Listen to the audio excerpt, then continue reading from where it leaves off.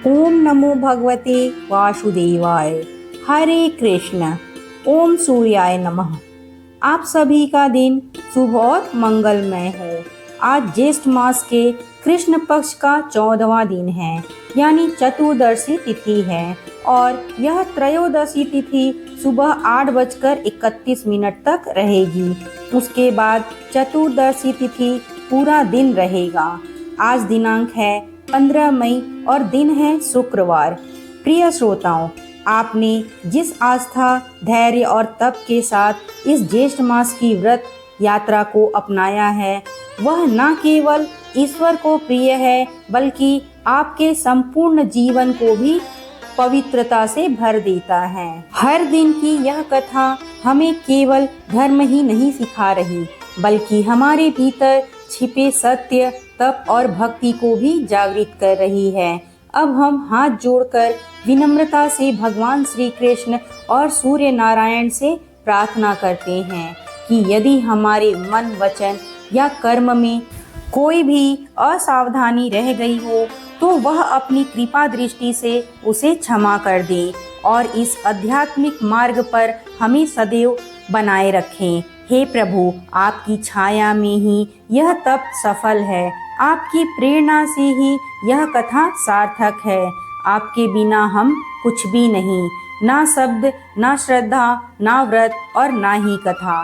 तो आइए आज के इस पावन दिन की कथा के अगले चरण में प्रवेश करते हैं, जहाँ एक नई सीख, एक नया संदेश और एक नई दिव्यता हमारा स्वागत कर रही है।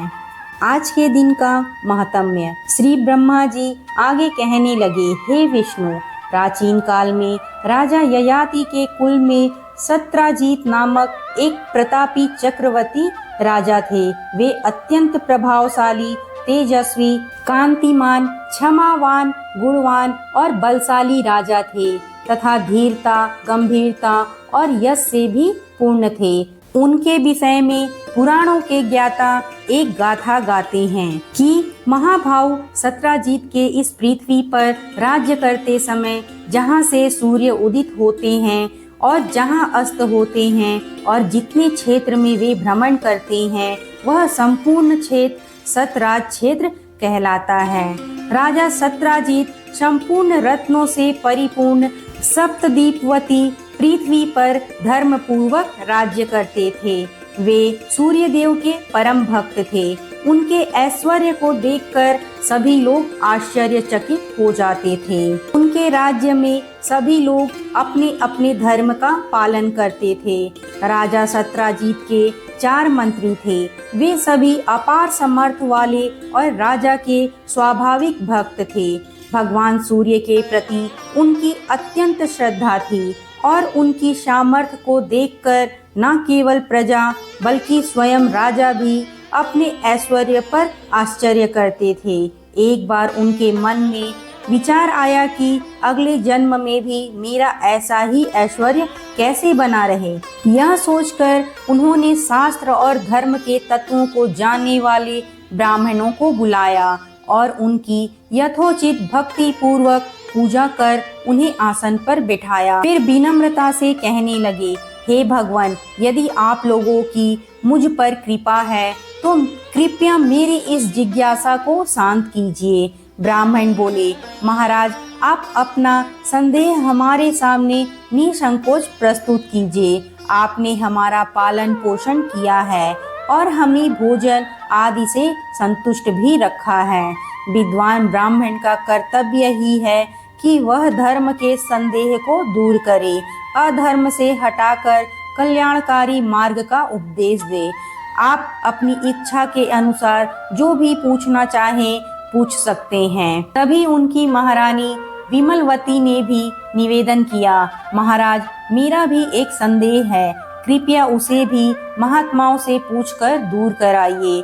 मैं तो अंतपुर में ही रहती हूँ, इसलिए मेरी प्रार्थना है कि पहले मेरा ही संदेह दूर कीजिए, क्योंकि आपके संदेह की निवृत्ति के लिए तो अनेक साधन उपलब्ध हैं। राजा सत्राजीत अपनी पत्नी से बोले, प्रिय, बताओ तुम क्या पूछना चाहती हो। सबसे पहले मैं तुम्हारा ही प्रश्न पूछूंगा। तब रानी ने कहा, महाराज, मैंने अनेक राज्यों के चरित्र और ऐश्वर्य के बारे में सुना है, किंतु आपके समान ऐश्वर्य किसी और को प्राप्त नहीं हुआ। यह किस कर्म का फल है? मैंने ऐसा कौन सा पुण्य किया जिसके कारण मुझे आपकी रानी बनने का सौभाग्य प्राप्त हुआ? पूर्व जन्म में हमने कौन से श्रेष्ठ कर्म किए थे? कृपया इस विषय में मुनियों से अवश्य पूछिएगा। तब सतराज कहने लगे, देवी, तुमने तो मेरी मन की बात जान ली। मुनियों की बातें सदैव सत्य होती हैं। पत्नी पुरुष की अर्धांगिनी होती है और ऐसी कोई बात नहीं होती जो इन महामुनियों से छुपी हुई हो। इन महात्माओं से तो मैं भी यही प्रश्न करना चाहता हूँ। फिर महाराज ने उन महात्माओं से पूछा, भगवान, मैं पूर्व जन्म में कौन था? मैंने कौन कौन से पुण्य कर्म किए थे? और यह सर्वांग सुंदरी मेरी पत्नी, इसने कौन से उत्तम कर्म किए थे जिसके कारण हमें यह दुर्लभ लक्ष्मी प्राप्त हुई है? हम दोनों में परस्पर अत्यंत गहरी प्रीति है। सभी राजा मेरे अधीन हैं। मेरे पास असीम धन संपत्ति है और मैं अत्यंत बलशाली हूँ। मेरा शरीर भी पूर्णतः निरोगी है। मेरी पत्नी के समान इस संसार में कोई दूसरी स्त्री नहीं है और मेरा तेज इतना अधिक है कि सभी लोग उसे सहन करने में असमर्थ हैं। हे महामुनियों, आप सब त्रिकाल यज्ञ हैं। कृपया करके मेरी इस जिज्ञासा को शांत कीजिए। राजा के इस प्रकार पूछने पर उन ब्राह्मणों ने सूर्य देव के परम भक्त पुरावसु से प्रार्थना की, आप ही इनके इस संदेह को दूर करें। तब धर्म यज्ञ ब्राह्मणों की अनुमति से महामती परवासु ने योग समाधि के द्वारा राजा और रानी के पूर्व जन्म के समस्त कर्मों को जाना और राजा से इस प्रकार कहना प्रारंभ किया। पुरावसु बोले, हे महाराज, आप पूर्व जन्म में अत्यंत निर्दय, हिंसक और कठोर हृदय के शुद्ध थे। आप कुष्ठ रोग से पीड़ित थे और यह सुंदर नेत्रों वाली आपकी महारानी, वह भी उस समय आपकी ही पत्नी थी। यह इतनी महान पतिव्रता थी कि आपके द्वारा कष्ट दिए जाने पर भी निरंतर आपकी सेवा में लगी रहती थी। परंतु आपकी अत्यधिक क्रूरता के कारण आपके बंधु बांधव आपसे अलग हो गए। आपने अपने पूर्वजों द्वारा संचित धन को भी नष्ट कर डाला। इसके बाद आपने कृषि कार्य प्रारंभ किया, किंतु दुर्भाग्यवश वह भी सफल नहीं हुआ। आप अत्यंत दीनहीन छोड़कर दूसरों की सेवा करके जीवन यापन करने लगे। आपके अपनी पत्नी को छोड़ने का बहुत प्रयास किया, लेकिन इसने आपका साथ कभी नहीं छोड़ा। इसके बाद आप दोनों तारण्यकुप्स देश में चले गए और वहां भगवान सूर्य के मंदिर में सेवा करने लगे। सेवा करते करते आप प्रतिदिन मंदिर का मार्जन, लेपन, जल छिड़कना आदि कार्य बड़े ही भक्ति भाव से करते रहे। मंदिर में पुराणों की कथा भी होती थी, जिसे आप दोनों अत्यंत श्रद्धा और भक्ति के साथ सुनते थे। कथा श्रवण करने के बाद आपकी पत्नी ने अपने पिता से प्राप्त अंगूठी को भी कथा में अर्पित कर दिया। आपके मन में दिन रात केवल यही चिंता रहती थी कि यह मंदिर सदैव स्वच्छ और पवित्र बना रहे। आप दोनों बहुत दिनों तक वहीं रहे और भगवान की सेवा रूपी योग कर्म में अपना मन सदैव लगाते रहे। इस प्रकार आप दोनों निष्काम भाव से भगवान सूर्य की सेवा करते रहे और जो कुछ भी प्राप्त होता उसी से अपना जीवन यापन करते थे। आप नित्य भगवान सूर्य का चिंतन करते थे। इस प्रकार आपकी सेवा से आपके सभी पाप नष्ट हो गए। फिर एक समय कुर्वलाक्ष नाम का एक राजा आपकी विशाल सेना के साथ वहां आया। उसकी अपार संपत्ति और हजारों श्रेष्ठ रानियों को देखकर आपके मन में भी राजा बनने की इच्छा उत्पन्न हुई। कुछ ही समय बाद आपका देहांत हो गया और भगवान सूर्य की श्रद्धा भक्ति से की गई सेवा तथा पुराण श्रवण के प्रभाव से आप अगले जन्म में राजा बन गए और आपकी पत्नी रानी बन गई। अब आप दोनों को जो असीम तेज प्राप्त हुआ है उसका कारण भी सुनिए। जब मंदिर में दीपक तेल और बत्ती के अभाव में बुझने लगता था, तब आप अपने भोजन के लिए रखे हुए तेल से उन्हें पुनः प्रज्वलित करते थे और आपकी रानी अपनी साड़ी फाड़कर उससे बत्ती बनाकर दीपक जलाती थी। हे राजन, यदि अगले जन्म में भी आपको ऐश्वर्य की इच्छा है तो भगवान सूर्य की श्रद्धा पूर्वक आराधना करो। गंध, पुष्प, धूप, दीप, नैग जो भी कुछ आपको प्रिय है वह भगवान सूर्य को अर्पित करें। उनके मंदिर में मार्जन और उल्लेपन आदि कार्य करें जिससे मंदिर सदैव स्वच्छ और निर्मल बना रहे। उत्तम दिनों में उपवास करें, रात्रि जागरण करें, नृत्य, गीत और वाद आदि द्वारा महोत्सव आयोजित करें, पुराण और इतिहास की कथा श्रद्धा से सुने तथा भगवान सूर्य की प्रसन्नता के लिए वेद पाठ कराएं। सदा निष्काम भाव से तन्मय होकर उनकी सेवा में लगे रहें। भगवान सूर्य संतुष्ट होकर अवश्य ही इच्छित फल प्रदान करते हैं। वह पुष्प, नैग, रत्न और स्वर्ण से उत्पन्न उतने प्रसन्न नहीं होते जितना वे सच्ची भक्ति भाव से प्रसन्न होते हैं। यदि आप भक्ति भाव से सूर्य देव की आराधना और विविध विधियों से पूजन करेंगे तो आपको इंद्र से भी अधिक वैभव की प्राप्ति होगी।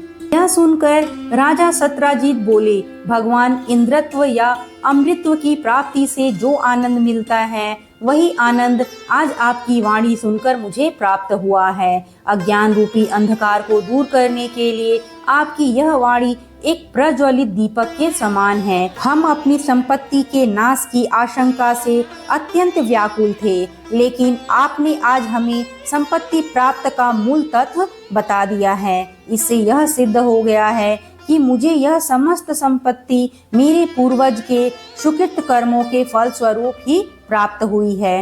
भक्तिमान दरिद्र व्यक्ति भी भगवान सूर्य को प्रसन्न कर सकता है, लेकिन एक ऐश्वर्यशाली धनवान यदि वह भक्तिहीन हो तो वह भी कभी उनका आशीर्वाद और उनकी कृपा प्राप्त नहीं कर सकता। भगवान, आप मुझे सूर्य भगवान की आराधना का वह पवित्र मार्ग बतलाइए जिससे शीघ्र ही उनका अनुग्रह प्राप्त किया जा सके। तब परावशु कहने लगे, हे राजन, कार्तिक मास में प्रतिदिन भगवान सूर्य का पूजन करना चाहिए और एक ब्राह्मण को कम से कम एक बार भोजन अवश्य कराना चाहिए। साथ ही स्वयं भी दिन में केवल एक ही बार भोजन करना चाहिए। इस प्रकार की आराधना करने से बाल अवस्था में किए गए सभी ज्ञात और अज्ञात पापों से मनुष्य को मुक्ति मिल जाती है। मार्गशीर्ष मास में इसी पूर्व बताई गई विधि से व्रत करने वाले स्त्री और पुरुष यदि ब्राह्मण को मरकत मणि का दान करते हैं तो प्रौढ़ अवस्था में किए गए सभी पाप से उन्हें मुक्ति मिल जाती है। पौष मास में भी इसी विधि के अनुसार एक समय भोजन करते हुए श्रद्धा पूर्वक सूर्य भगवान की आराधना करने से वृद्ध अवस्था में किए गए सभी पाप नष्ट हो जाते हैं। इस प्रकार जो स्त्री पुरुष इस त्रैमासिक व्रत को पूरी श्रद्धा और विधि विधान से करता है वह सूर्य नारायण की विशेष कृपा का पात्र बनता है और हर प्रकार के पापों से मुक्त हो जाता है। दूसरे वर्ष भी इसी प्रकार त्रैमासिक व्रत को करने पर सभी उपपातक समाप्त हो जाते हैं और यदि तीसरे वर्ष भी इस व्रत को पूर्ण श्रद्धा से किया जाए तो महापाप भी नष्ट हो जाता है और साथ ही मनोवांछित फल की प्राप्ति भी होती है। इस प्रकार यह व्रत 3 मास में संपन्न होता है और इसे लगातार 3 वर्षों तक करना चाहिए। इस व्रत के प्रभाव से आदि भौतिक, आध्विक और आध्यात्मिक तीनों प्रकार के पाप नष्ट हो जाते हैं। इसी सर्व पापों को हरने वाले व्रत को त्रिविक्रम व्रत कहा जाता है। तब राजा सत्राजित ने कहा, हे भगवान, व्रत का विधान तो मैंने विस्तार से सुन लिया, लेकिन ब्राह्मण को भोजन कैसे कराना चाहिए यह भी कृपया करके मुझे बतलाइए। तब परावशु कहने लगे, पौराणिक ब्राह्मण को ही भोजन कराना चाहिए। इस प्रसंग में अरुण को सूर्योदय ने जो निर्देश दिया था वही मैं आपको बताता हूँ। आप ध्यान पूर्वक सुनिए। एक समय की बात है, उद्यानचल पर्वत पर अरुण ने भगवान सूर्य से विनम्रता से पूछा, हे महाराज, कौन कौन से पुष्प, नैग, वस्त्र आदि आपको प्रिय हैं और किस प्रकार ब्राह्मण को भोजन कराने से आप प्रसन्न होते हैं, कृपया यह सब मुझे बतलाइए।